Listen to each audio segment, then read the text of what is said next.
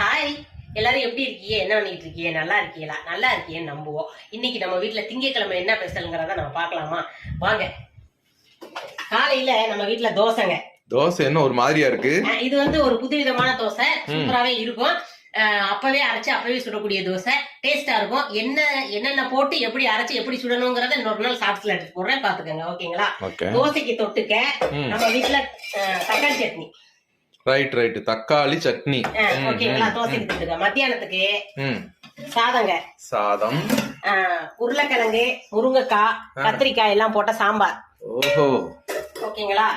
அப்புறம் உருளைக்கிழங்கு பொரியல். ஓகே.